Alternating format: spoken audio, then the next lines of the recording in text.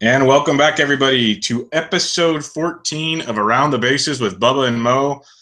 I am once again Bubba. You can find me on Twitter at BDentric. You can find the episodes on Twitter at Around Bases Pod. And boy, do we have a lot to talk about today, as all hell has broken loose across baseball in the last couple days. But before we get started, I'll throw it to my co-host, as always, Mo. You can find him on Twitter at Boston_Mo.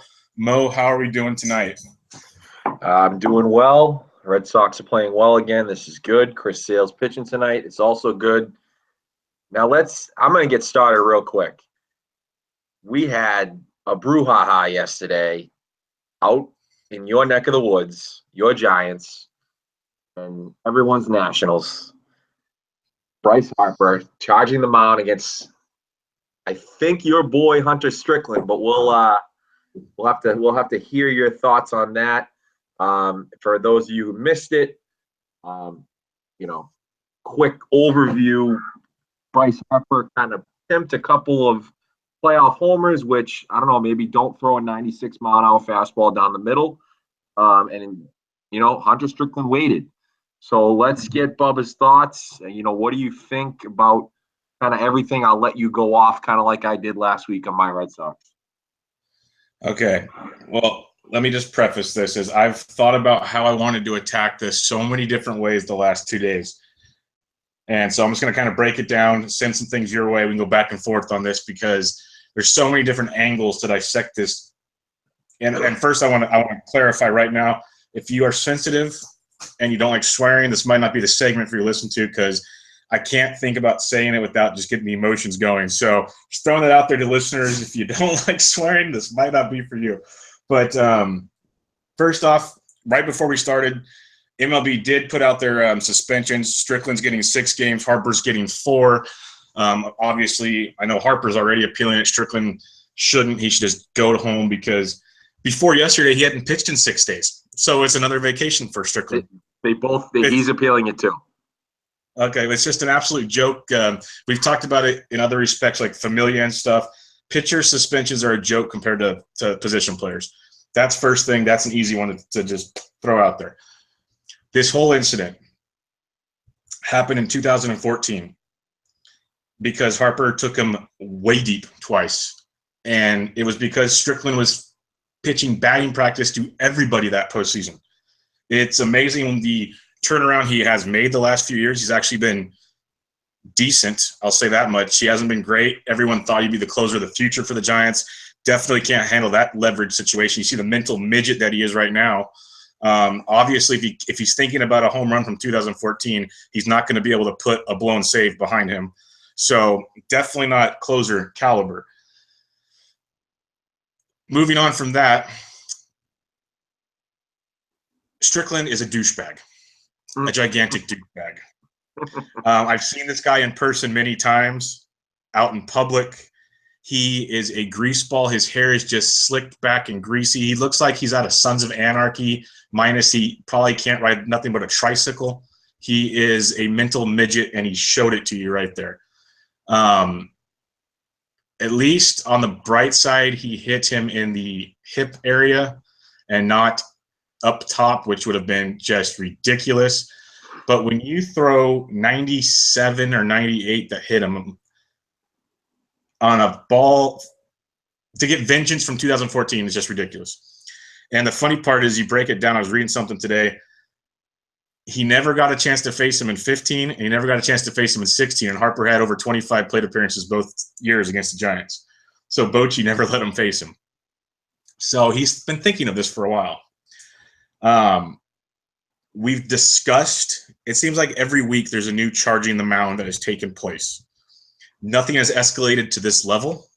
Nothing has come to blows. We haven't seen blows like this since Rudy Odor knocked Bautista into left field. This was actually, from the viewpoint of an actual fight, it was good. It was fun to watch. I'll give it to you. Harper hits like a little bitch. He slapped him in the face. Like if it was UFC, he would have poked him in the eye.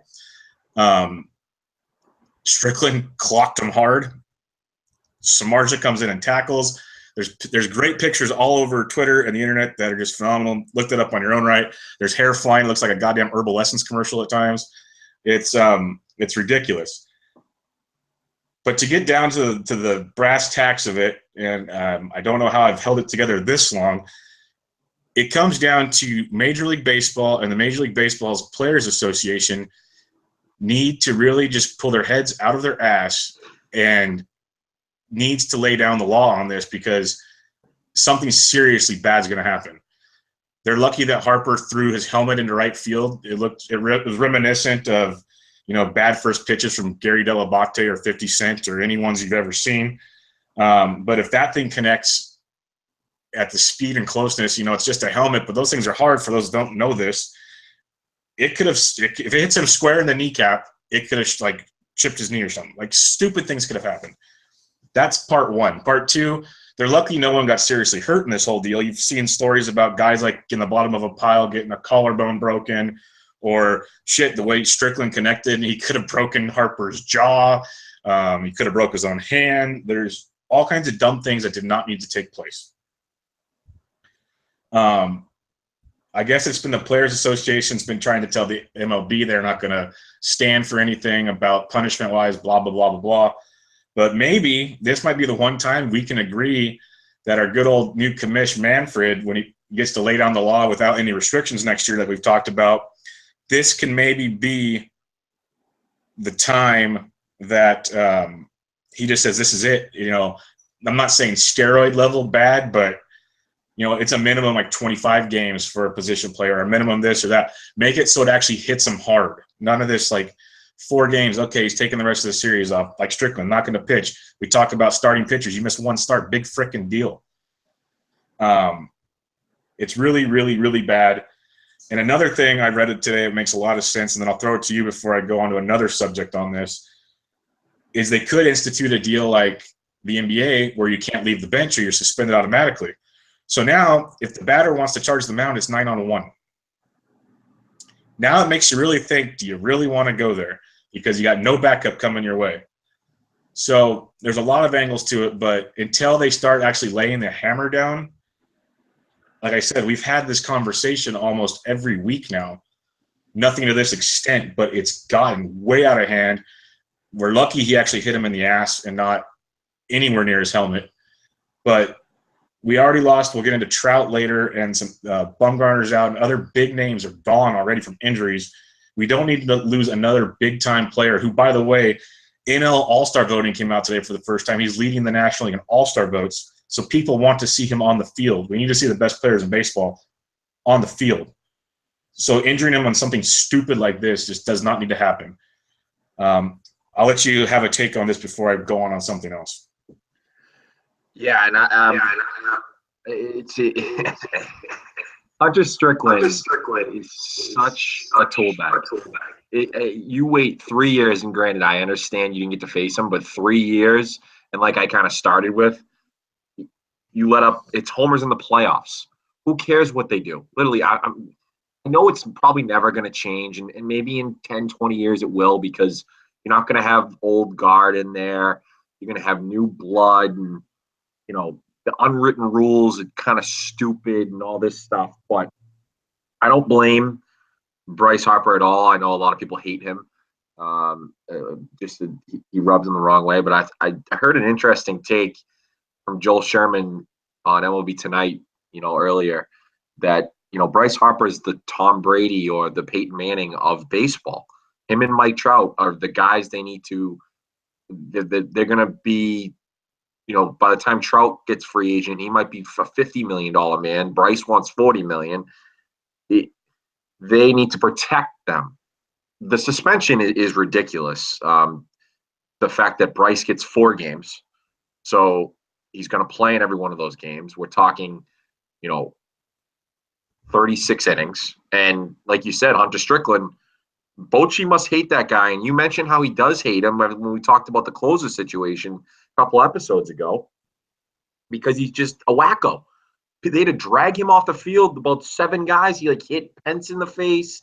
Some guy was Jeff Van Gundy on the floor, holding Alonzo Mourning's leg. I don't know who that was, but he was literally holding Strickland's leg, he would have probably ripped Bryce apart, to be honest with you, if the two of them were legit fighting, because he's just a big dude. I don't know. I want to see what you're going to get into next, and I'll let you, again, it's your team, and I'll let you do it. I mean, I have some other thoughts, so I'll throw it back to you, but suspension's ridiculous. It really is. Strickland should have got probably 8 to 10 games, and Bryce got probably 3 to 4, because, if he doesn't throw the helmet, who knows? Or try to throw the helmet like 50 Cent. Who knows? But yeah, Strickland's 6 games is way too low for him. And I'll throw it back to you to see what else you got there. Yeah, back on the suspension. In my opinion, Strickland should have been out almost a month. I know that seems pretty harsh, but it's the only way you're going to make a stop to this. If Harper doesn't throw the helmet, it might be a game or 2 max. I have no problem with Harper charging the mound. You listen to the Giants broadcast, Dwayne Kuiper, he literally says, I do not blame Bryce Harper for charging the mound at all. If a guy hits me with a 97-mile-an-hour fastball, I'm probably charging the mound too, especially if I know the vendetta that's there and that's all the penalty is. Like, really, there's no need not to. But it sucks because, like you said, with Harper and Trout, they are the face of baseball, and they're going to be or should be the face of baseball for quite some time. Remember Harper last year, the whole slogan, make baseball great again. He's got the Harambe sticker on his bat. Like, the young kids are looking up to Trout and Harper, so they need to be out there playing. And it sucks because Harper was in the news earlier that day, and it was really, really good news. He flat out said, we need to get kids, being competitive again. We need to get rid of participation trophies. I'm 1,000% on board with that. And then you go out and do stupid shit like this, and that just changes the whole sportsmanship argument with the participation trophies and stuff. So it's dumb. Strickland would have killed him, yes. But, yeah, dragging him off the field, I hated seeing it. You got Samardzija having to come tackle him. Samardzija has actually been really, really good for the Giants lately. If people don't understand that, you're not paying attention to actual stats. And now you got him, like, he could have been hurt, and he's pitching tonight. So it's just so many stupid things. The next thing I wanted to get to, everyone and their mom, for some stupid reason, is ripping Buster Posey for just standing there.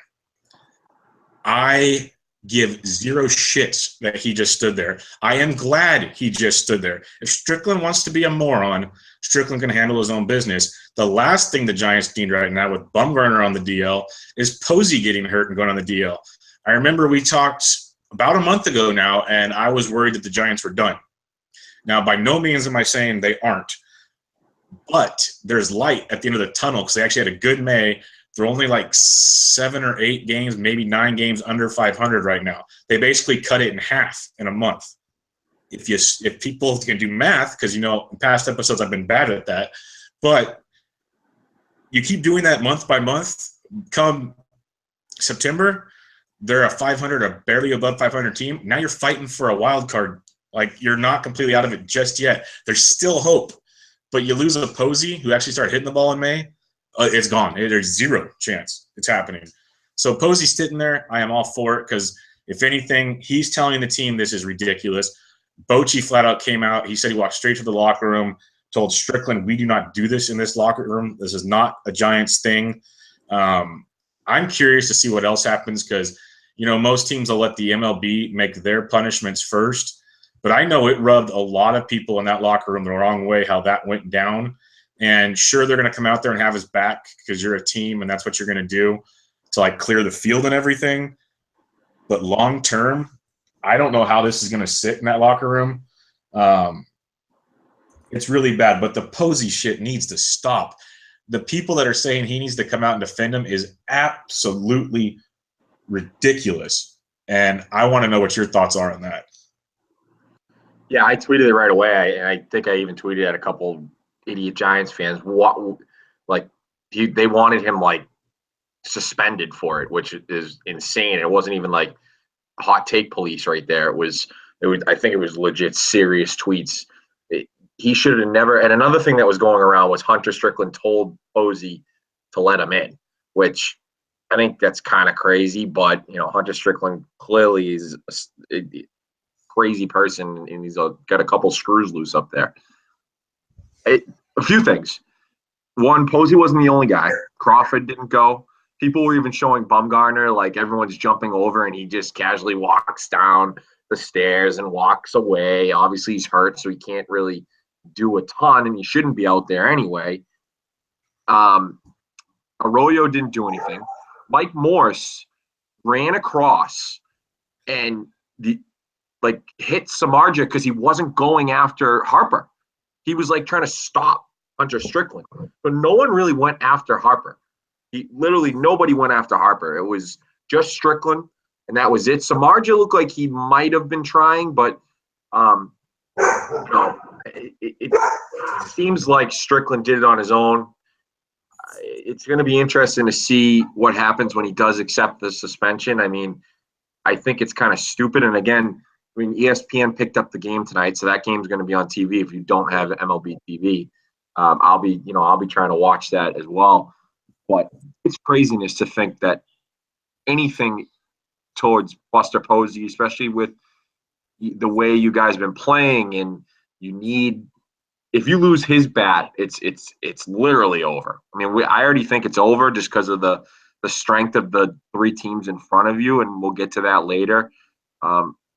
It's this craziness to think that that he didn't go out there. Clearly, I don't think anyone likes Hunter Strickland, and I think that was the reason why he didn't go out there to do it. But it was mainly just Hunter Strickland and Harper, and the rest of the people were just trying to break it up, which is, fortunately, the way it should go. Yeah, I agree. And like the Bumgarner deal, for instance, today he goes out and he's throwing from 60 feet. You know the process with Bryce, and he felt great. He was smiling.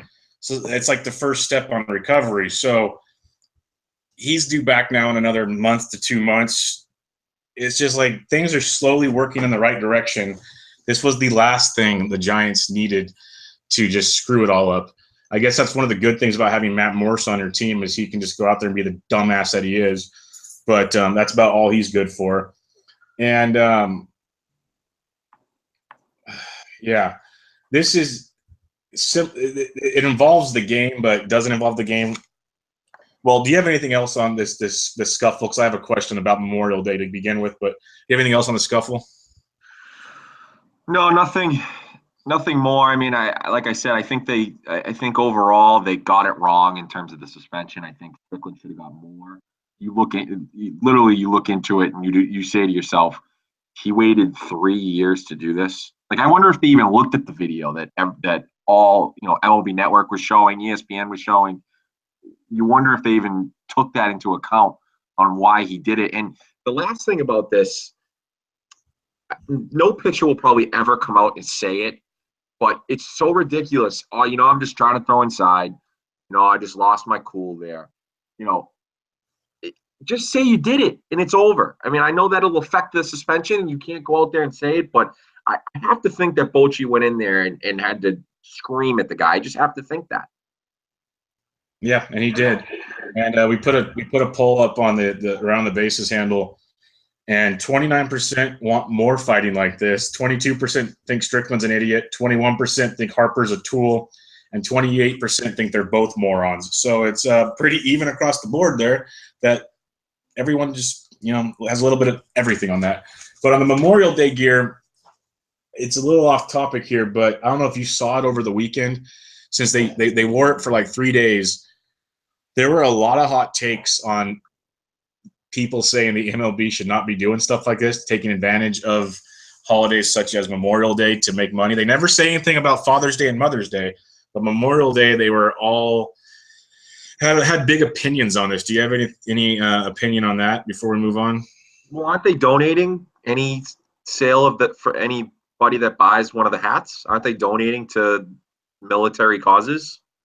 I believe they're doing something like that. And I know all teams are like the auction off game worn jerseys to like the Wounded Warrior and everything. I know Barry Zito has been a big Wounded Warrior guy his whole career, and he sang the national anthem, I believe it was Saturday, and gave a big check to it. And I know there's a lot to it, but I was just surprised by some of the quote unquote higher ups in media that were pretty loud about it. So I didn't even cross my mind. I thought it was like, it's cool. make more money, help with more stuff. I get it, but it really surprised me by some of the outpouring of emotion, I guess you could say. What comes from, I think a little bit of it comes from the NFL. When they would do military things, they would legit all the military, Marines, Army, Air Force, Navy would literally pay NFL teams to do, different events and sort of thing. And then that came out how much money they were making. So then they had to donate it back.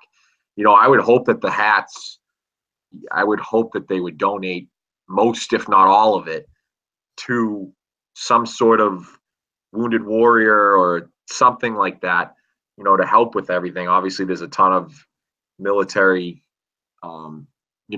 troops and soldiers that need help when they come home, whether it's, VA, hospital, PTSD stuff. So you would hope that they would donate that back.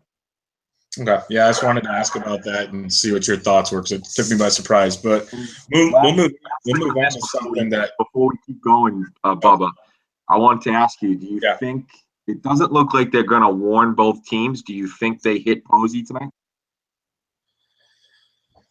Well, first off, Gio Gonzalez throws almost like Jamie Moyer, so if anybody's going to do it, it's not bad. It's not the worst thing that could happen. I would really, really hope, after everything we said about Harper being like Trout in the face of the league, that he would take his team aside and be like, hey, let's just bury this and finish it. But as you know, MLB, that's not how things go in baseball these days. So I would not be surprised. No. If they're not warning them, and you said they're not, I would definitely think so. And I hope to God, even if they do, Samardzija keeps us cool, because the Giants need him so bad right now, which I never thought I'd say. Yeah, I don't think I don't think that they're going to do it, but you like you said, Gio Gonzalez doesn't throw very hard. We kind of had that issue with the whole Machado thing, and Stephen Wright was pitching the next day. So I don't think they do it, but like you said, the Giants have no room for error. So there's no point of the margin. You can't have a Kevin Gossman issue where he threw a curveball, he didn't mean to hit the guy, and they threw him out right away. So I'm sure the umps, they kind of said Bochy said it wasn't going to happen, but we'll have to see. If anything, what I see could happen is later in the game, say Fat Matt Alberts is in or something, he could throw a heater somewhere and hit somebody. That's where I see it could happen right there. All right, let's move on to something you're quite familiar with, and we've talked about it for so long, since episode 1 basically, but it finally happened. David Price made his return to a major league mound in a major league game. 5 innings, 2 hits, 3 earned, 2 walks, 4 Ks, 88 pitches. Velocity was decent, just a 3-run homer to Milkman. What is the take-home in Boston, my friend? Oof. People are not, I don't think excited is the word, but I think they're I got to think of the word here. They're, cautious and optimistic on David Price right now. I mean, it's the Chicago White Sox, so we're not talking about the best lineup. He threw, one bad pitch in terms of the home run to Melky, but he hit 2 guys, he walked 2 guys. His velocity was there. It was pretty good. He was up around, 94, 95. So that was good. His curveball looked pretty good. He didn't leave it up too much. He missed his spot on the fastball to Melky. I'm not holding my breath, because I just don't think I'm just got to stick with my gut that he's going to need surgery eventually.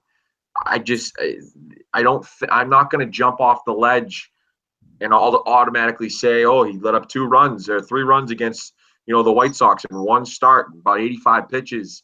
Now he's back. But having said that, we need him badly.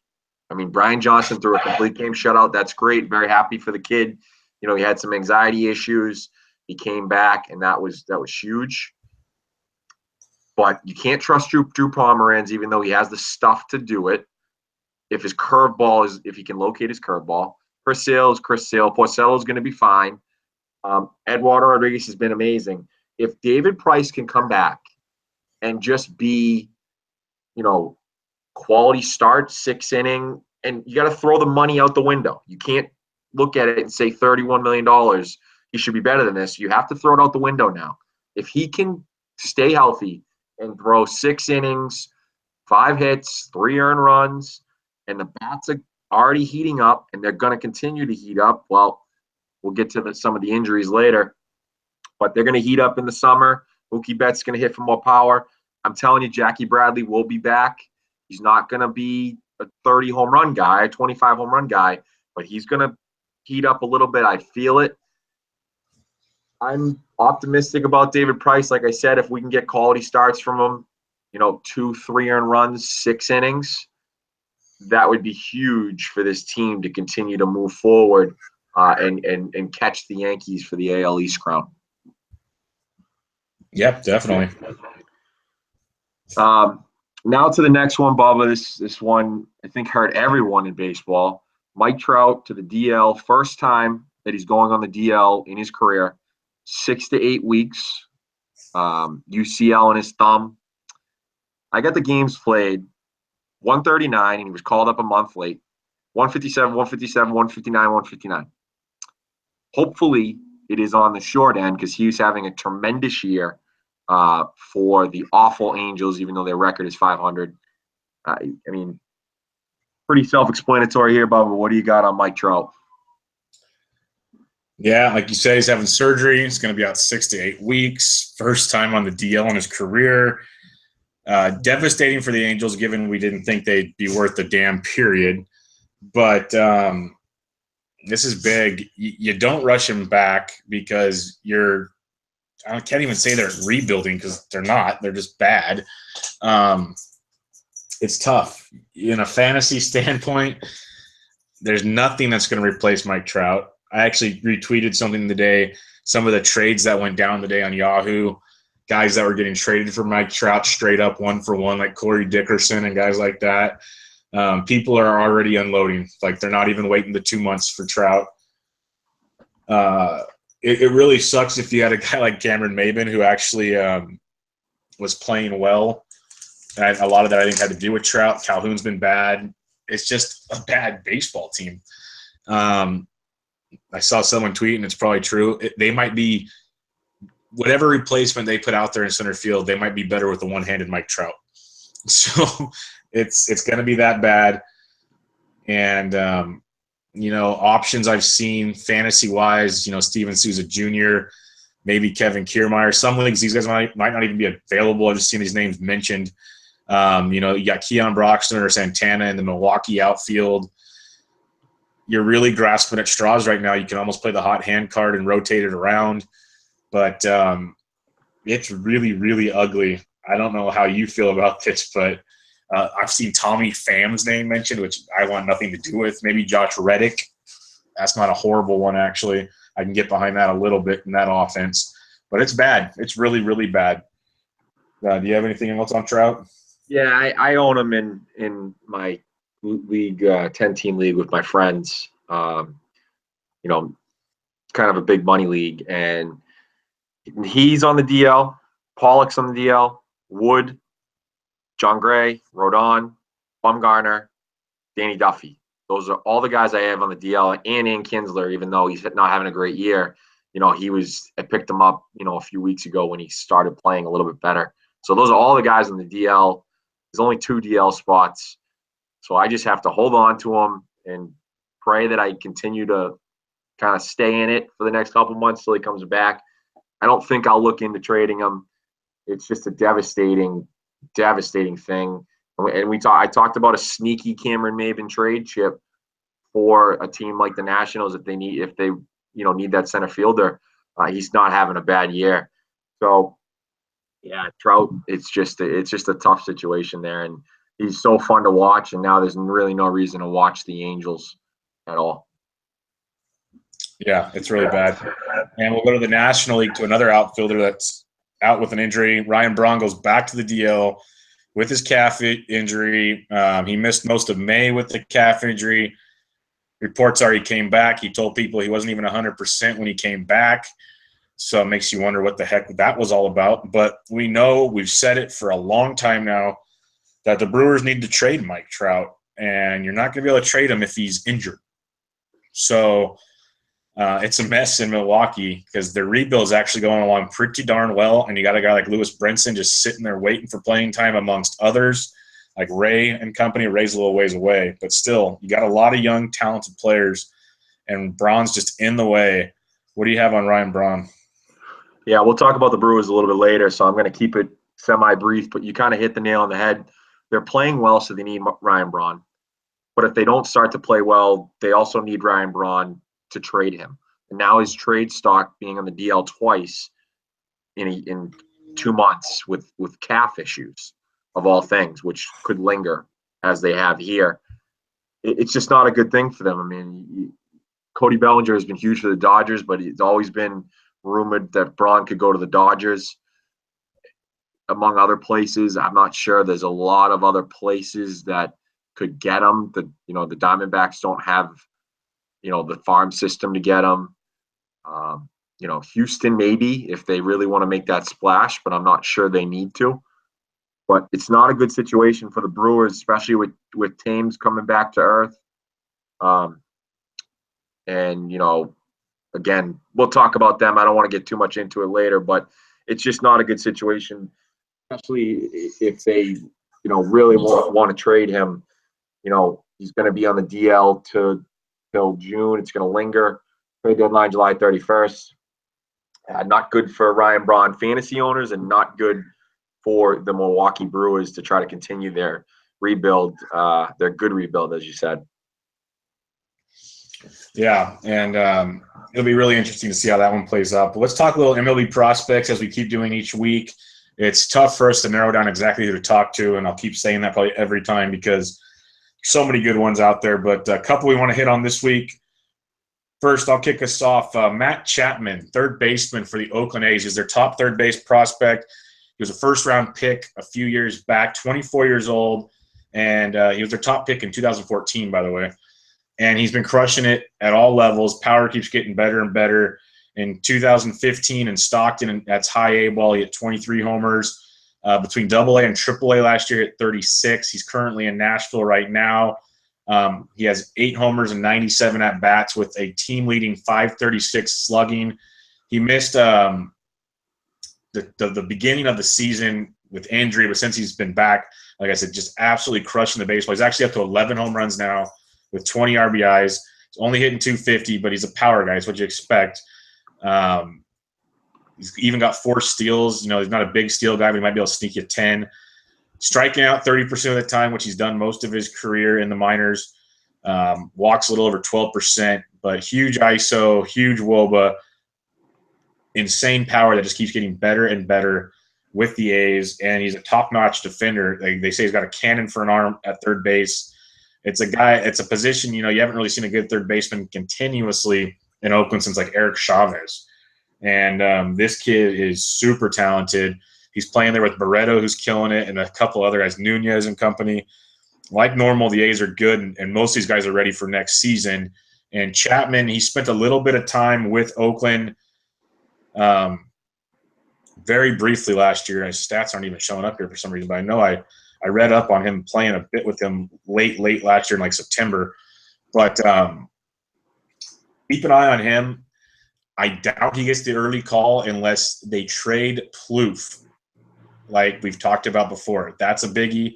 Healy's been streaky, but he's quiet again. The big thing, like we've always said, is Plouffe is a trade chip. And if Plouffe goes, it opens the door for Chapman. Super 2 window starts up here in about a week or so, maybe a little less, depending on the player, like we talked about. So Chapman is just crushing everything that comes his direction. The PCL is a bandbox, but he does play in Nashville, not as friendly as some other places out west. Very good ball player for Oakland, so keep an eye on Matt Chapman, currently playing for the Nashville Sounds and your Oakland A's. Yeah, scouts say that he has a Nolan Arenado, Manny Machado skill set at third base. And what I mean by that, and what they mean by that, is a Gold Glove skill set, not, hitting wise, 30% K rate, like you said. I think the comp that I kind of looked at could be, a Jake Lamb comp where, 25, 30 homers, 220 to 240 average, something like that. And that park is huge. But yeah, I think he'll be up by July 31st because they are going to trade Trout, Plouffe. I'm actually worried about him coming to Boston, because Dombrowski has to get somebody cheap, and that could be the guy that they could get.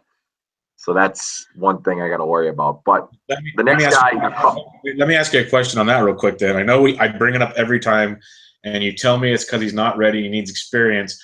Why trade for Trevor Plouffe if Devers is absolutely crushing the baseball? Well, I guess that's the question. If they think that, well, number one, Brock Holtz. I'm just going to bring it out there now since you asked that. Brock Holtz out a while. Marco Hernandez is out for the year. Dustin Pedroia, we don't know. And then, so now you're down to Josh Rutledge and Pablo Sandoval in the infield. So they may need another guy anyway. Okay. So I don't, Devers, they don't like to rush their guys straight from AA. They like to get them some AAA. I would hope, that they would get him up there pretty soon. But yeah, it's really, really a tough situation with the whole infield. And again, I'll get into it, during the thing. But he's only had 173 plate appearances above high A, that would be a tough jump for Devers. So that's why I think that they might have to go get a guy like Plouffe anyway. Okay. But that's neither here nor there. Jose De Leon got called up yesterday, not to start, but to come in and get some innings because Erasmo Ramirez went in relief on Sunday and then started yesterday, only pitched like an inning or two. And then De Leon came in and kind of got rocked. He did not have a good start. He walked, what was it? I think 3 guys in 2 2/3, gave up 3 runs, 4 hits. He had a couple wild pitches, so he was all over the place. He's had forearm tightness this year, so that's why he's only through 12 1/3. Before this, 8 of that was in high A, dominated, and then came up to AAA, had a rough outing. So they thought he was ready. I kind of put it out there that it's interesting that they chose him with the forearm injury over Honeywell. I mean, I know Honeywell's sort of in the same situation as Devers where they don't want to rush him. He just got to AAA. They want to give him as much time as they can in AAA, and he got kind of rocked, and he wasn't ready to come up because he had just started anyway. But, not a good start for him. They'll probably send him back down. He was the guy in the Logan Forsythe trade.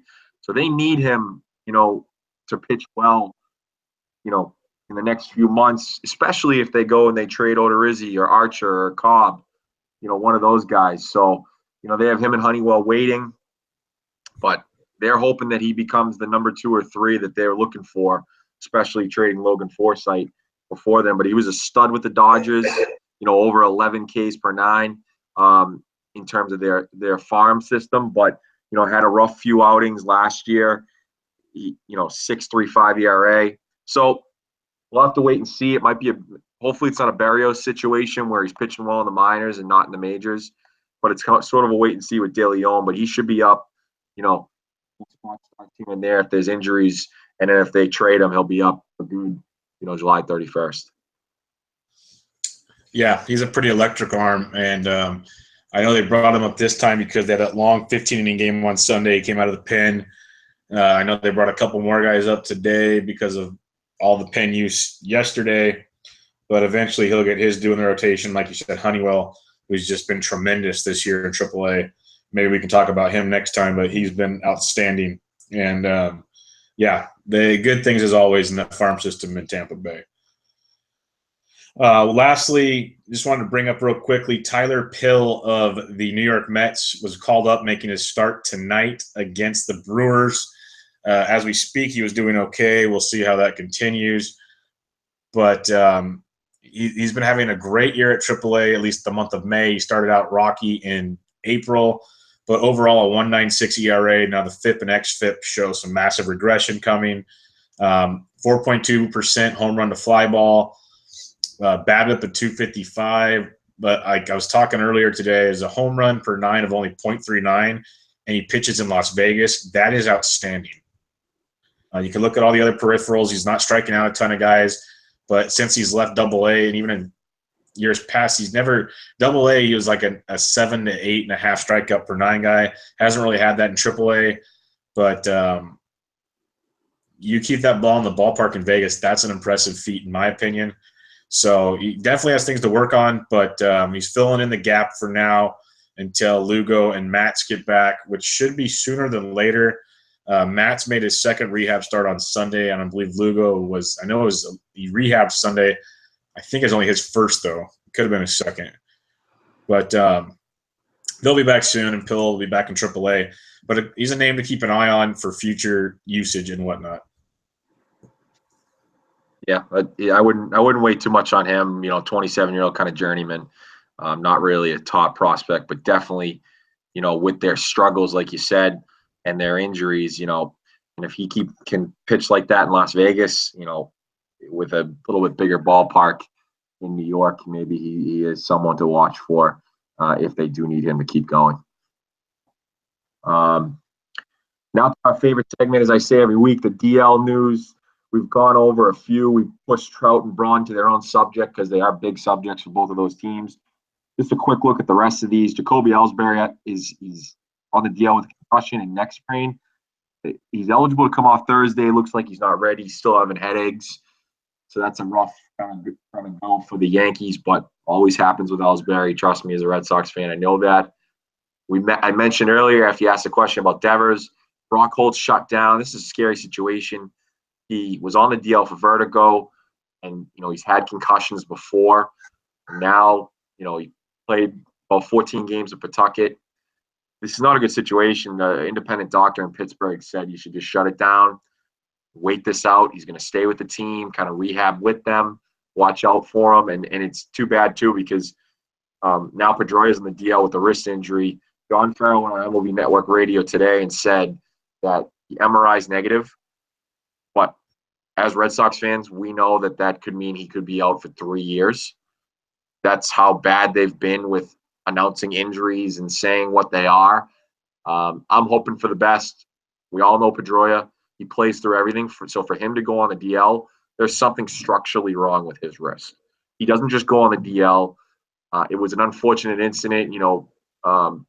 Abreu running to first was sort of in between, had to slide, and Pedroia kind of stubbed his toe almost a little bit and couldn't get away from it and tripped over him, jammed his wrist. So having them two out, I mentioned Marco Hernandez earlier.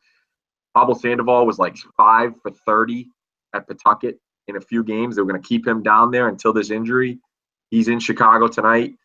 And Rutledge will have to play second base. They have no depth on the infield, literally no depth. I wonder how long Sam Travis will be able to stay up now.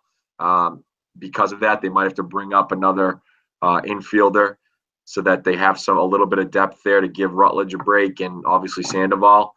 But this is a bad situation with this lineup right now. Ian Kinsler, DL, the hamstring. He's been at a lingering hamstring injury all year. So they decided to just give him 10 days rest, and hopefully that thing will heal on its own. He'll be able to come back right in the 10 days.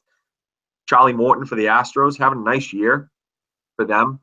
He's on the DL with a lat strain. This is not a good situation for the Astros. They have the luxury, especially with the Trout injury now, to sort of wait it out, but they need to start it badly. Byers is awful. He's been awful. He's letting up like 4 home runs per 9, which is insane. Musgrove is okay. I think they called up Paulino today. That's something to watch out for. We didn't really mention that. And then they have sort of a long reliever that might start as well. His name escapes me right now, but they need a starter. You wonder what Rick Hahn's calling them with Quintana to do. Probably asking for the moon. But that's a situation to watch with their rotation. Luckily, they have such a big lead. They don't really need to rush. And last one in the AL, Danny Duffy. It's a tough one, out 6 to 8 weeks old, oblique strain. Sell. The Royals are going to be selling everyone pretty soon without their ace.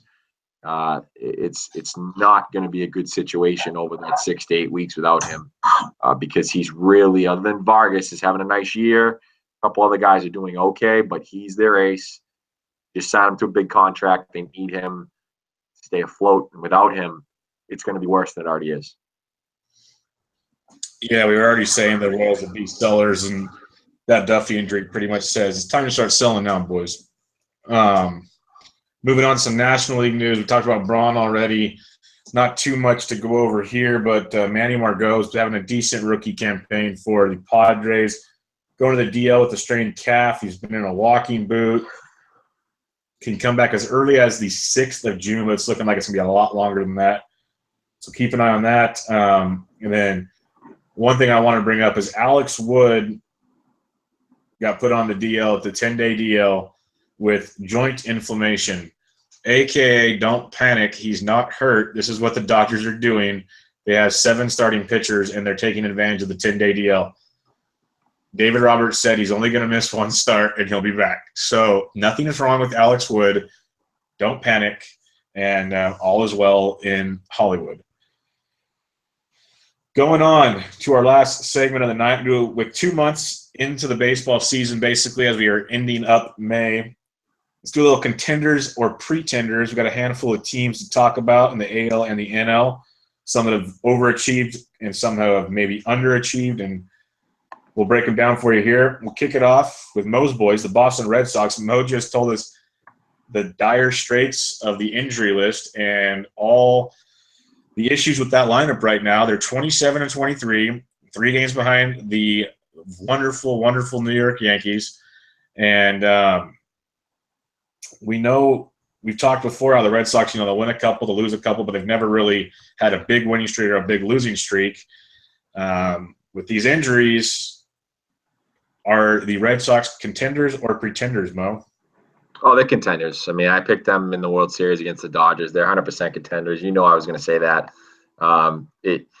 It's just because of Chris Sale and the rotation right now. I mean, Chris Sale, Eduardo Rodriguez has been amazing this year. Like I talked about Price earlier, if he can do anything. And then same kind of goes with Pomeranz. And Porcello is going to be fine. So that rotation's great. Craig Kimball's been unbelievable, literally unbelievable. He's been everything and more. People in Boston, they criticized Dombrowski for some of the trades he made. He robbed the Padres of Kimball because Margot was the main guy, and I don't even think he's that great. I really don't. I think he'll be, a solid, maybe center fielder for years, but nothing spectacular. And the other 3 guys really are nothing. So he robbed them there. The Sale thing is a home run right now. You never know what's going to happen on Moncada and Kopech. And although Carson Smith was hurt, they traded Wade Miley. And he was awful last year. So that wasn't really a bad one. The Thornburg one is hurting right now, obviously, because number 1, he's not here. And number 2, Travis Shaw is having a pretty decent year, and we could really use him at third base right now. I was completely wrong about him. I didn't think that he would continue and do, what he's doing because he had such a bad second half. But maybe John Farrell mismanaged him and he just lost his confidence. That could happen too. But they're contenders. Again, you talk about the infield. Their infield's a mess. Hopefully Pedroia is only out like 2-3 weeks, but it could be longer than that depending on what they're going to say in the next day or so. They're contenders, especially when they get in the playoffs. I don't want to hear Chris Sale hasn't pitched in the playoffs. I don't want to hear that. The guy's a gamer. He's a beast. He's going to be great in the playoffs. He's not a David Price. He doesn't have that he's not a mental midget like David Price. So they're contenders. If they can slow down the Yankees a bit, they could win the AL East. I'm not really worried about anyone else, but the Yankees are really crushing it. So those games are going to mean a lot. I'm hoping you're going to say contender, but you never know. Yeah, they'll be fine. It'd be nice if they had, some better depth at the moment, like you've talked about. But I love what Erod's been doing. We talked about him many times. He's looking like the guy we hoped he'd be. Sale is fine. If Porcello can figure it out consistently, you guys will be more than fine. So I think you'll be okay. At worst, a wild card, but I think you'll take the East. So yeah, contender. Okay, that's good to hear. The first one for the NL is the Colorado Rockies. They are having a tremendous year. Let me get their record here. I believe it was like 31-20, 33-20. So they're a half game up on the Dodgers, 2 games up on the Diamondbacks. Contender or pretender for the Colorado Rockies? This one is very, very difficult for me because I love their offense, but their pitching staff is dreadful, absolutely dreadful. They have overachieved so much. They're young, they're talented, don't get me wrong there. But like Herman Marquez, I probably butchered that, Sensatella, and Freeland, 3 rookies that eventually Coors Field is going to catch up with them, I have a feeling. If they can master Coors Field, easy contender. But Hoffman was great. He needs to be in that rotation, and he's not right now. Greg Holland has been amazing. Just talk about a reclamation project and comeback player of the year type stuff. Greg Holland's been outstanding. The bullpen's been way better than expected. So overall, their pitching's been great, which you don't really ever say that sentence when you involve the Colorado Rockies. I still feel the Dodgers are going to end up running away with this division, probably by double digits by the time it's all said and done. When we talked about the Dodgers before, they were like a 500 team, I think, at the end of April or close to it. Now they're already 12 games over. They're going to keep making their moves. The Rockies are a good baseball team. They're almost – it's weird to say they're almost too crowded right now because right now you got the mess of Desmond, Reynolds, and Parra, which, it's not the best names, but they're all producing. Dahl's going to be back soon. Cargo's starting to hit. You're not touching Blackman. Eventually, if they can make a move for a pitcher, sure. But Coors is Coors. I think they're going to come up short. So pretender's not the right word. That's why I hate saying pretender because they're a very good baseball team. But when it comes to the postseason, I'm going to say pretender. What do you have? All right, I'm on the opposite side of this. I love their bullpen. I think they're a contender. I love their bullpen. And I think the one thing to look out for here is obviously they've been bad the last couple years. They obviously don't have the pitching, but they're in first place without John Gray, their best pitcher. And number 2, the main reason why I like it is, obviously their pitching isn't great after John Gray. They've gotten some good starts from Marquez. They've been awful on the road the last few years. This year, they're great on the road. I think they're 18-8 on the road. That is the key to the Colorado Rockies. Has always been they hit at home. It's easy to hit at home. They don't hit on the road. Well, they're hitting on the road, and they're playing well on the road. Now, while I agree with you, I do think the Dodgers end up winning the division, but I'm impressed with the Rockies. I'm impressed with their bullpen. They're almost like a Baltimore Orioles type team where they mash and they have starting pitching, but they have a tremendous bullpen that is not going to blow many games. So I have them as a contender. If they can get a deal for a starter, that would be awesome. That would help them out a lot. But I don't think they'll win the division, but I think in the playoffs they can scare some teams if John Gray can do what we think he's capable of doing, and that's being an ace and striking out a lot of guys. Yeah, I can't argue that with you. Like I said, they're like right on that brink. That's why I think pretender is a bad word for me to use. Right. And it's not the bullpen as much as I'm worried about. It's just those starters. Like those starters, I think are so young that if it catches up to them, it might be out of hand before the bullpen has a chance to save them. That's my only concern. But I agree with everything you're saying, and it's the same deal. Like you said, getting to the playoffs, they can scare a lot of teams, just like they did the year they made it to the World Series, just like the Giants have done in the past. Because the Giants, every time the Giants have won the World Series, they just barely get in. You just got to get to the dance. So I can't disagree with what you're saying. Moving on to the New York Yankees. We talked Red Sox. Now we're talking Yankees, who are 3 games ahead of the Red Sox at 29-19. Aaron Judge, amazing. Just saw he hit his 6th double of the year, not to mention he has 17 home runs. They're playing home run derby tonight in Baltimore. It's crazy what the Yankees are doing right now offensively, and they're getting pitching. Pineda's been really good. Severino's been outstanding. He's dealing again tonight. The bullpen, Betances has just stepped in and looked like a filthy closer like everybody knew he could be. There's a lot to like in New York, a lot to like. What are your thoughts on your rival Yankees? Yeah, they're a contender, and they've done really well. Like you said, their bats are awesome. They need Chapman back. I'm worried about that one. I mean, Betances is great, but if you have both of them, I mean, that's just an amazing bullpen, as we've talked about before. But Adam Warren, Clippard, Holder have all been excellent for them in the bullpen. The rotation is great, okay? It is a good rotation, and they've gotten it basically with nothing from Tanaka. He's been really, really bad. I mean, he's had couple good starts, but a lot of bad starts. He's letting up. He's really been the home run guy. And normally it's Pineda and Severino. Pineda's still letting up the homers, and I'm a little bit worried about that. But his peripherals are there. I mean, his FIP's 3.92, his xFIP 2.95. Severino right now is their ace. I mean, he's pitching well again tonight against the Orioles. And, yeah, the bats, I mean, you can't really say anything. I guess the question is, they rightfully sold last year, and they got the help they needed in terms of prospects.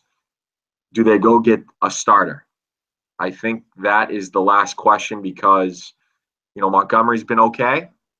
Sabathia, So do they go get another starter, maybe for Clint Frazier and a couple other guys? And then when does Torres come up and play third base for Chase Headley because he's just been awful in the month of May? That is the next question for them. They need, even though Ellsbury's he doesn't earn his money, they do need him back in that lineup. He is still a speed threat somehow, at the age that he's at. But I got them as contenders, and they're going to fight it out with the Red Sox for that division. Yep, no doubt. On to the other team in the West. We talked about that as a surprise, the Arizona Diamondbacks. They are in third, like I mentioned before. I think I might have mixed them up in terms of the standings. They're 31-22, 2 games back. Been a great home team, just like the Dodgers have, 21-8, plus 50 run differential, so it's there. Fortunately, they lost Shelby Miller. Taijuan Walker's been on the DL, but Greinke's been good. What do you think with the Diamondbacks, contender or pretender?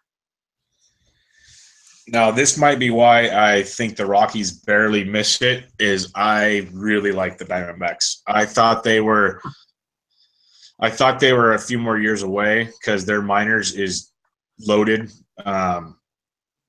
I won't get into it, but I have a recording coming up this week with the guy in Arizona that is going to talk about that. But like they have Bo Bichette and Vlad Guerrero Jr. and Plantier on the mound, just loaded.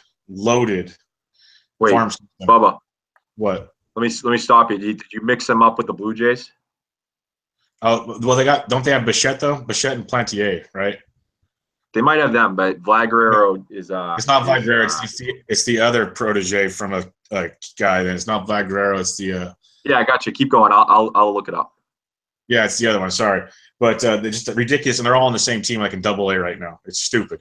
But when it comes to their actual team, you got Goldie, Rake Lamb, who are just filthy. The Pollock injury is huge, and the weird part, you mentioned the starting pitching, because I love what Robbie Ray is doing. His strikeout rate is crazy. You got Greinke, who's just filthy, but losing Walker and Miller is big. If Walker comes back, that'll be a big plus sooner than later. But the weird thing I heard this week, which could change this, because right now I'm going with contender. What could change this to pretender real quick is John Heyman wrote, and he's based out of the Phoenix area, but he's in New York. He's all over. That Arizona is entertaining. Jesus fucking Christ, is entertaining trading AJ Pollock, Zach Greinke, and another one of their big contract guys to reload their farm system that outside of those big boys, I guess at Double-A, they feel isn't big enough. I thought their farm system's good. The Reno Aces right now have like one of the top offenses in all the PCL. So I don't know what Heyman's really digging into, but he's done this a lot longer than I have. But if they trade those guys, yes, there's zero chance they're a contender. So my long-winded answer is yes, I believe what the Diamondbacks are doing. That home field advantage is as good as Coors Field. Greinke and Ray are a great 1-2. You bring Walker back, you have great 1-2-3. Get Rodney out of the closer's role. We've talked about that. But as a whole, I have them as a contender for a wild card because I still think Dodgers run away with it. All right. Number one, the Rodney thing, I've kind of changed my tune because he's had an excellent May. So that's huge for them. Yeah, so I'd have to – I think I don't see anything about Bichette or anything with the Diamondbacks, so I'm not sure about that one. I was the thing I was worried about was actually the opposite of what you were saying. Was I'm not sure they have the prospects to get something done, unless something changed. And again, I'm looking up. I can't find their top prospects on Fangraphs, which is really the best one there. But I still think with that rotation, and the bullpen's been surprising, and then they got Goldschmidt. They need Pollock back. That's the real key. They really need him back to really solidify that lineup. And everyone knows what I think about that manager, Torey Lovullo. We let him go. We shouldn't have let him go. He should have been our next manager, but he's not. And he's there, and he's doing a great job with that team. That's what I'm really worried about at the deadline. I think they're contenders.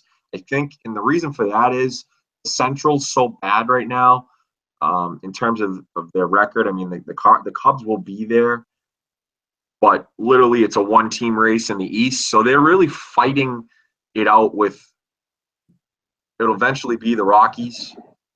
That's what we both think. And also with probably one, possibly two Central teams, but there's no East teams in there. So they're going to get to the playoffs. Greinke's been good.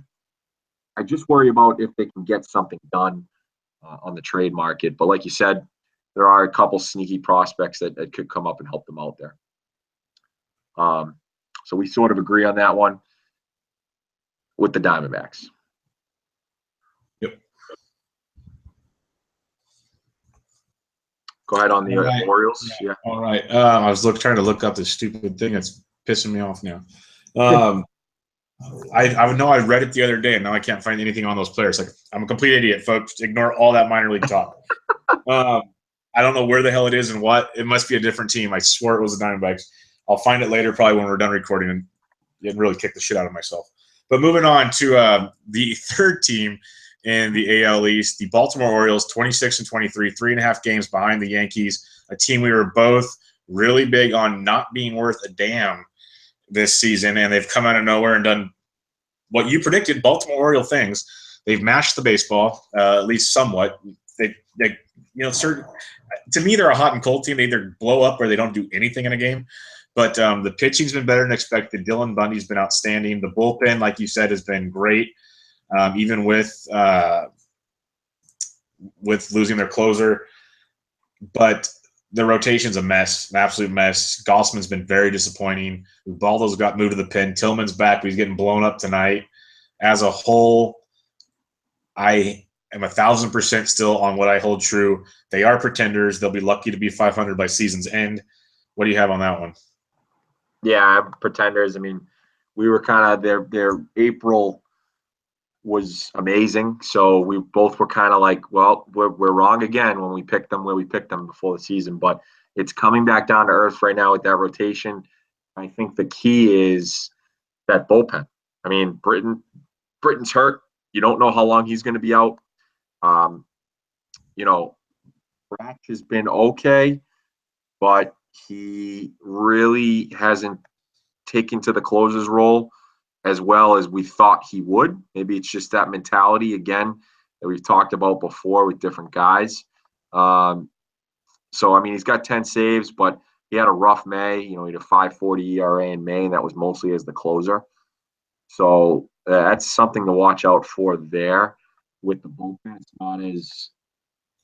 not as good as what it normally is, and it has to be great right now. I mean, they're getting some good stuff from Donnie Hart's been okay. Darren O'Day's been fine. But now they got Ubaldo in there. Givens is kind of coming back to earth a little bit. And then, like you said, the rotation's a mess. Trumbo's not hitting for power. Manny Machado's not hitting for average. And Chris Davis is striking out at an alarming rate right now. So, yeah, I got pretenders, especially with the Red Sox kind of catching fire, and the Yankees are just a wagon right now. So I got pretenders for the Baltimore Orioles. Next one, the Milwaukee Brewers. They are leading the NL Central right now. They are leading the NL Central. They're 27-24. They've been good on the road, 13-9. One game under 500 at home. They're 1.5 games in front of the Cardinals and the Cubs, 2.5 in front of the Reds, 3.5 in front of the Pirates. So, like I said earlier with Arizona, that Central's all kind of meshed together a little bit right now. You have to think that the Cubs will distance themselves a bit. And then the Cardinals, if their bats could ever get going, they would get there too. But what do you think about the Milwaukee Brewers? Yeah, it's been a great story. The youth movement's on the right direction, like we talked about earlier, but you already have Thames slumping a bit, coming back to earth. We all knew that wouldn't last. Braun's injury just blocking the way, basically. The pitching staff is better than expected, but still not great. Jimmy Nelson's good, but not great. Chase Anderson almost threw a no-hitter, but come on, Matt Garza. We know what Matt Garza is. You got Knebel, who's really good. He's now in the closer's role, which is great to see. As a whole, they've overachieved so far. They're a good ball club. Don't get me wrong. Shaw's been great. Thames has been great. Bandy behind the plate has been awesome. Arcia has been playing pretty well. You got Broxton and Santana in the outfield. Lots of things to like. Don't get me wrong, but the pitching staff is the thing we always hung our hat on as being a mess, and it has been a mess. And they've overachieved thus far to get to 27-24. Eventually, the Cubs are going to wake up and, put a hell of a run together and blow past these guys. The Brew Crew, it's a great story. They're definitely going in the right direction. They still have a few more years to go and a few more missing pieces to go. They got some good pitching in AAA to bring up still with Hader and company, but Hader's even had a rough start to AAA. So they're pretenders, definitely pretenders, but it's a good story. Definitely good to talk about and see. But they're pretenders in my book. I believe you'll feel the same way there. Yeah, it's unfortunate too because they're kind of a fun team to watch. VR's having a terrible season, and they've moved him down the order, and they've moved Broxton up. He's been a little bit better there. Like you said, Thames has been really bad. They've lost 7 out of their last 9, so that's something to look out for.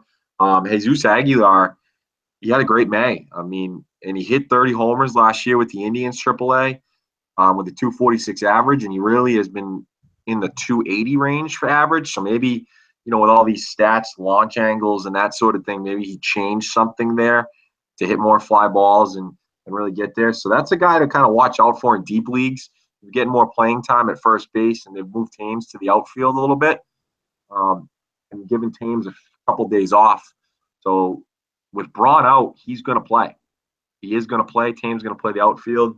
We figured out Thames a little bit. I did mention about how he had most of his homers versus the Reds, and they were really all down the pipe. But, their power's way down in May compared to April. They had 45 in April. They had 27 now. Good news on the front is they get Junior Guerra back. So that's sort of a good sign for them, too, to help out with that rotation. But I got a pretender right now. But like you said, they're well on their way to kind of moving forward here and rebuilding quicker than we expected. Yeah, definitely. And real quick, I was completely wrong on the Diamondbacks. Bichette and Guerrero, like you said, are in Toronto. Yeah. They have Duplantier as a beast, and they have some good hitters, but nothing like the Bichette and Guerreros of the world. AAA is good, but none of that. So maybe Heyman's onto something. I still think it'd be stupid to trade those guys, but maybe he's onto something. Not while they're in contention. Not while they're 9 games over 500. If they go on a seesaw here and someone wants to take that Greinke that contract, I think I'd sort of agree with Heyman and try to get back what you can. Yeah, and I agree with all that. But when he said even if his article is based on even if they're in contention, they need to think about it. I'm like, you're freaking high. You're just crazy. Mookie. But yeah, let's move on to another team in the AL Central. We just went NL Central. Let's go AL Central. Another surprise, younger team. Minnesota Twins, 26-21, are a game up on the Tribe, a team that we picked to win the Central. Twins, 26-21, looking great. Sano is just beasting all over the diamond. A little bit of a slump of late, but still mashing the baseball. You got Grossman, Kepler, Dozier crushing it. Castro's done amazing things with that rotation. They've shown when he's catching compared to the backup Jimenez, just the stats are insane for the starting rotation. You got Irvin Santana pitching out of his mind. Barrios has come on the scene. Kensler's closing it up for him. What are your thoughts on the Minnesota Twins? Yeah, it's a tough one in terms of, you like to see them playing well. Sano's great, even though, we're recording now, and I didn't even see that he got scratched tonight, so I wasn't able to. It's just an illness. Yeah, but I had him in my lineup, and I didn't even see it. I wasn't on Twitter. I had my notes and a couple other things up, so I missed that one. So I wasn't able to take him out. So, but he's been great. Buxton's been better as of late. Barrios is the key. They have no pitching. We'll talk about the draft in a couple weeks. There's really the guy that they need is the top, is going to be the top pick. But we'll talk about him probably next week or so. But yeah, I got Pretender for them. They're going to want to trade Santana, and they don't have enough pitching to really get it there. I mean, Santana can't do what he's doing all year. I just don't think that can happen. The peripherals, 1.75 ERA, 143 BABIP, 91 left on base percentage. That's not going to sustain. It just isn't going to. So almost you'd rather not be in first place right now and trade him while he's as high as possible in terms of value. It's 409. He's not a terrible starter, but again, those numbers, can't sustain themselves, and neither can Barrios either. 106 BABIP. I know it's only 3 starts, but 100% left on base percentage. 100%. It's just not going to sustain itself. I like the lineup. They've got some gritty guys in there, but yeah, I got a pretender there. I do think though it's going to be interesting to watch in terms of the wild card. Kansas City, Chicago, they're going to be selling. The Tigers, by the looks of it, the way they're playing, they could be selling too. So in terms of winning a World Series, I think they're a pretender. With what's going on out in the AL West, the Orioles are kind of free-falling a bit. It could be there for that second wild card. I think the top wild card will be either the Yankees or the Red Sox, but that second wild card could be there, and that could sort of hinder their rebuild a bit. It's going to be interesting to see where they are at the trade deadline, and if they use the common sense route, which is to sell and understand that you probably can't win a World Series this year or next year, and you've got to build for 2 years, 2 or 3 years down the road. Or do they say to themselves, we got a nice little ball club here. The rest of the teams in the AL are kind of down. So why don't we go for a second wild card and try to get into the playoffs? I would hope it's the former, and they realize that they're not there to win a World Series, but they only won 59 games last year. Yeah, they're a very interesting team right now because they're, like you said, right on the cusp of buyers and sellers. Great point on the rest of the AL Central's probably all going to be sellers outside of the Indians. We both had the Indians. We'll talk about them in a minute, but the West is a mess. We both agree on the East. That's a great point that unless they take a complete nosedive somewhere, maybe Santana just goes back to the average pitcher we thought he was or something, and they become a barely 500 team. But hell, 500 might get you that wild card berth. And just like the Rockies, if they sneak in, they have an offense that's good enough to scare people. It's a really interesting predicament the Twins could be in. I think, like you kind of said, they're a little ahead of schedule in their rebuild. They're right on the cusp. I want to go contender because I love Barrios. He's not going to obviously be as good as he is. I completely agree with you there. But Perkins threw today. He's about to fly out to Florida to start rehabbing some more, maybe getting some game action pretty soon. That would be a huge dart in the back of their bullpen. I want to say they are a contender for a wild card spot. Very interesting team, no doubt about it. Yeah, for sure. And a team that they're kind of fighting with over that division, Cleveland Indians. They haven't been world beaters like we thought they were. Right now, I believe, let me get my notes here. They're in second place, 26 and 23. They're one game back, 2 in the loss column for the Twins. They've not been great at home this year. Obviously, their bullpen's great. Cody Allen, Andrew Miller. Rotation's been iffy with Bauer. I mean, he struck out a bunch of guys tonight. I think I saw, but still let up about 4 runs. And then, Salazar, Carrasco hasn't been, tremendous. Carrasco pitched well last night. And then you got Tomlin and Clevenger's come up and pitched a few. But, Encarnacion's heating up a bit.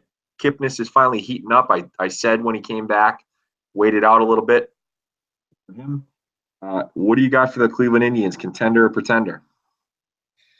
They're definitely contenders. Like you said, waited out on Kipnis. He's come back. He's heating up. Lindor is just awesome. Just gets better and better. The offense is freaky. Brantley back this year. I didn't even have Brantley last year. Yan Gomes is hitting the baseball. Bradley Zimmer's coming up. He's actually been decent. He's not going to light the world on fire from, he's going to strike out a ton. He's hitting almost 300 in a small sample, which is great. But the speed power combo he can provide, this team's offense is going to be crazy good. The pitching is going to be fine. Wait till the Klubak comes back. You throw him in there with Carrasco, who's been good. Salazar goes to the bullpen. There could be another like Davinsky, Miller type we've always talked about because he has those blow-ups, but now you can use Salazar for 2 or 3 innings, and now he can just gas it up at 100 instead of trying to, make it work for 6 or 7. That's an option. Andrew Miller has been his ERA is 0.35. I know it's like impossible to think that that's going to last, but below 1 is definitely doable. Like what they're doing is crazy. Cody Allen closing out games is filthy. The Indians are going to be there. We both thought they'd be World Series contenders, which I totally agree with. They're definitely playoff contenders, definitely AL Central champs in my mind, barring some catastrophic injury. They might even go out and make a move for another starter, which would just be even crazier. I don't think they really need to because I think they can get to the playoffs as they are, and then you put a Kluber, Carrasco, and Tomlin's even been good. Or I love Clevenger. I'm huge on Clevenger. They can get a good 3-man rotation together for the playoffs. We saw how Terry can work that bullpen. I love Cleveland.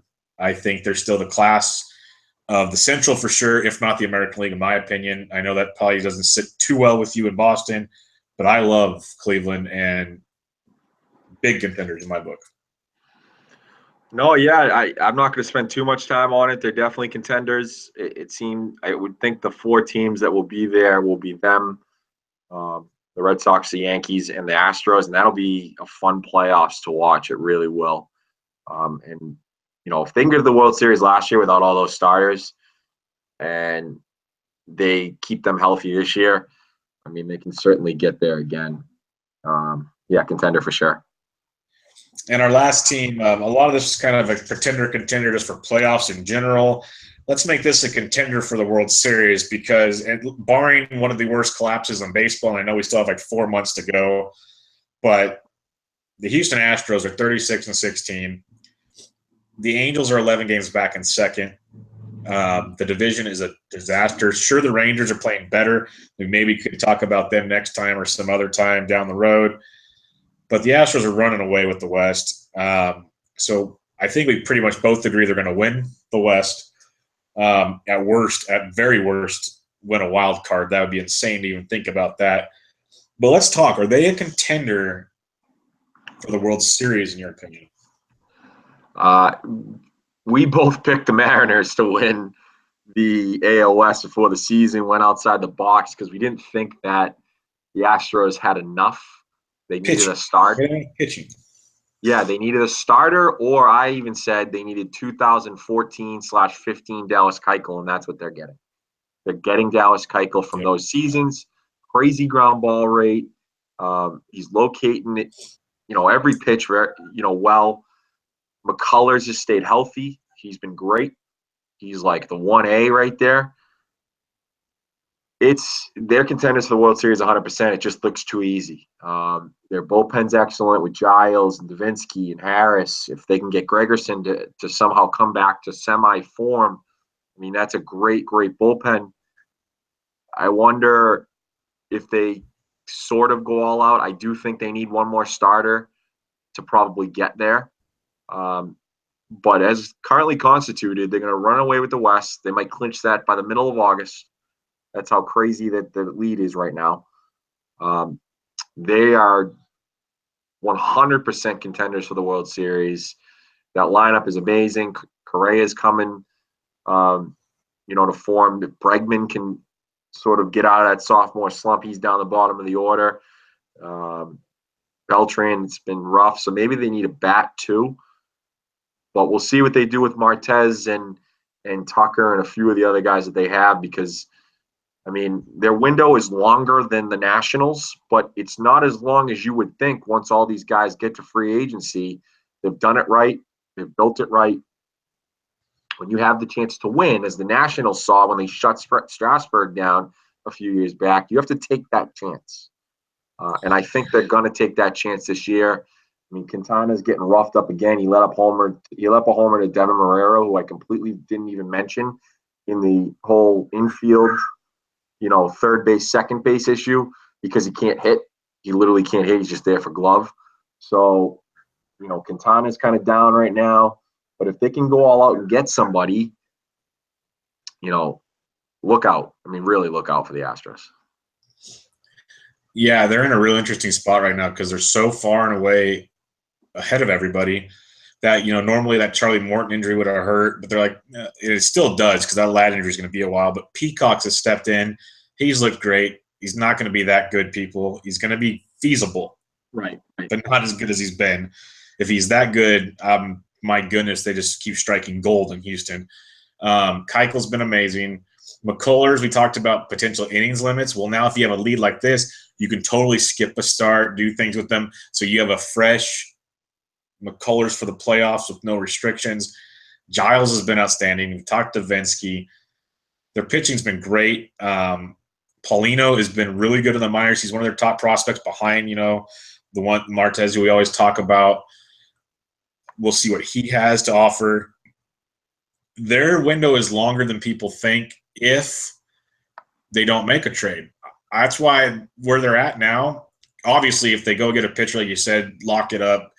It's them versus you pick one of the other three for the ALCS to the chance of the World Series. But if they stick with what they have, they still can compete for it, I think, without making a move. And you keep all those guys. Tucker just got promoted to Double-A today. I praised him last week. A lot of their guys are young. Most are still in arbitration. You decide what you want to do there, signings-wise. But if you want to let guys go, their window's longer than the Cubs right now, and the Cubs are loaded. But Triple-A, Fresno is loaded. Double-A just got more loaded with Tucker. What the Astros could do now and in the future. But for now, definite contenders for the World Series, and it'll be real interesting to see what they do pitching-wise. I agree with you there. But I didn't think, you didn't think that this would be so easy for them. It's unbelievable what has taken place in the AL West. Just unbelievable. Yeah, I didn't think it would be easy. What I worry about with that whole, you don't want to trade your entire farm system, obviously. I mean, you look at what the Red Sox did, and they traded a bunch of prospects, sure. But luckily they waited, way back when with Mookie and with Jackie Bradley and Bogarts and Benintendi. So they did it the right way there, and Eduardo Rodriguez as well.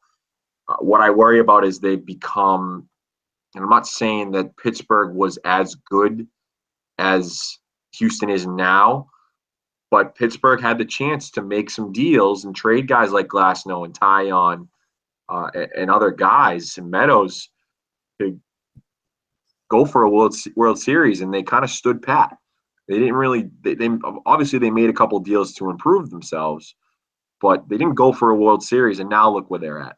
They really are sort of in that to use an NBA, term, they're in like a 7-8 seed and in no man's land. You're not in the lottery and you're not in the playoff. You're not really in the playoffs either. So I worry about Houston with that fact. I think Kyle Tucker will go in a deal. I do. I know you said don't trade him, don't trade him, don't trade him. And I would say the same thing if they weren't this good. They get a starter, a frontline starter for Kyle Tucker. I think they have to make that deal this year. I really, really do. And Paulino is gonna make a spot start tomorrow at Minnesota. So watch out for that. Yeah, and let me clarify, like I did last week. I'm okay with Tucker getting dealt if it's for something more than a rental. That's the thing. It's got to be someone that's going to be here for more than a rental. Yep, I agree with that. I'm okay with that. But that was fun. A little back and forth on some contenders, pretenders to kind of cover a little more baseball talk there. We'll do some different things week to week. You got anything else before we wrap it up, Mo? No, like I said, I'm mad that I didn't see the Sano news. I didn't have Twitter up. Sale is not having a great start so far. Quintana's getting roughed up. But yeah, nothing. We got a lot going on 2 months into it. Coming up, we got, I'm sure trades will come down the road pretty soon. So excited for June. Yeah, I said on Quick Hits this morning that it's going to be a day of dongs, and there's been homers everywhere. We got like 4 guys that have double donged already, and it's looking ugly. Summer is coming, and the ball is starting to fly, folks. So pay attention out there. But we got the MLB drafts a few weeks away.